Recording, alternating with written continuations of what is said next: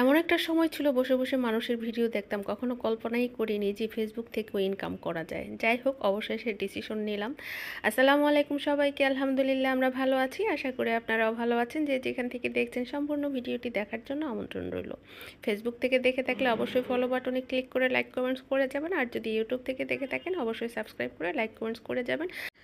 আপনার একটা follow, subscribe করা, লাইক, কমেন্টস করা কিন্তু আমার স্বপ্নটাকে পূরণ করতে পারে। যাই হোক, যেই কথাটা বলতেছিলাম যে একটা সময় ছিল যখন বসে, বসে মানুষের ভিডিও দেখতাম, তখন অ্যাকচুয়ালি নিজেও জানতাম না যে ফেসবুক থেকে ইনকাম করা যায়। যখন আমার জয়েন্ট ফ্যামিলির জার্নি শেষ হলো, আমার বিবাহিত জীবনের 24 বছর পরে আমার জয়েন্ট ফ্যামিলির জার্নি শেষ হয়। শাশুড়ি মারা গেছে তার আরও 12-13 বছর আগে, কিন্তু শ্বশুর জীবিত ছিল, ননদ দেবর অবিবাহিত ছিল, একসাথে ছিলাম সবাই। যাই হোক, দেখতে দেখতে 24 বছর পরে সমস্ত জয়েন্ট ফ্যামিলির জার্নিটা আমার শেষ হয়। আমার শ্বশুরের মারা যায়।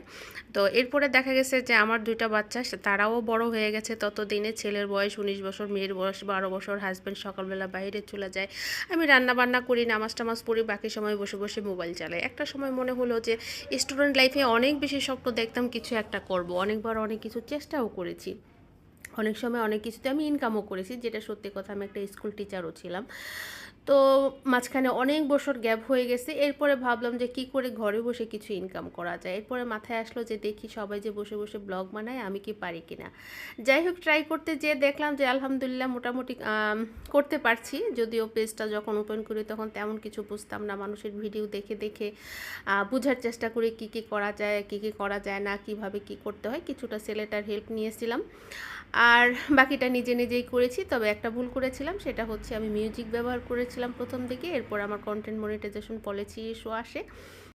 আরেকটা ভুল করেছিলাম, সেটা হচ্ছে অ্যাক্টিভ ফলোয়ার কি সেটা বুঝতাম না। আমি প্রতিনিয়ত মানুষের পেজ ঘুরে বেড়াতাম, ভিডিও দেখতাম এবং তাদেরকে লাইক কমেন্টস করে ফলো দিয়ে আসতাম, যাতে তারা আমার পেজে আসে, যাতে আমার ফলোয়ারটা গেন হয়ে যায়।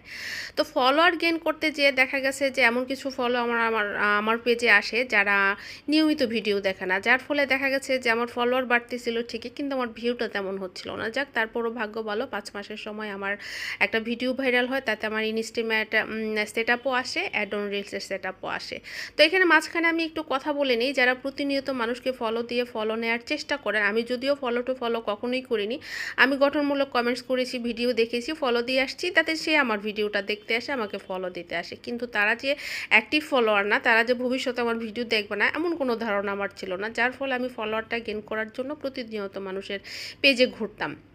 ফলোয়ার গেন হলেও আমার ওয়াচ টাইমটা ফিল আপ হচ্ছিল না। যাক, ভিডিও ভাইরাল হওয়ার পর আলহামদুলিল্লাহ 5 মাসের সময় আমার সেট আপ দুইটাই চলে আসে। তবে কন্টেন্ট মনিটাইজেশন পলিসি ইস্যু থাকার কারণে আমার ইনস্টাগ্রামটা পেতে 1.5 মাস সময় লেগেছে। পরিশেষে যারা নতুন পেজ ওপেন করেছেন, আপনাদের উদ্দেশ্যে আমার এটাই বলার থাকবে, খুব সাবধানে পেজটা চালাবেন। যদি খুব বেশি দ্রুত গ্রো করাতে চান, মিউজিক ব্যবহার করবেন না, ফলো টু ফলো করবেন না। এই ভুলগুলি করলে কন্টেন্ট মনিটাইজেশন পলিসি ইস্যু আসলে আপনাকে লাইভ করতে হবে, সেগুলি প্রবলেম সলভ করতে কিন্তু সেট আপ পেতে অনেক বেশি সময় লাগে। এতক্ষণ ভালো আমার সাথে থাকার জন্য ধন্যবাদ। ভালো থাকবেন, সুস্থ থাকবেন। আল্লাহ হাফেজ।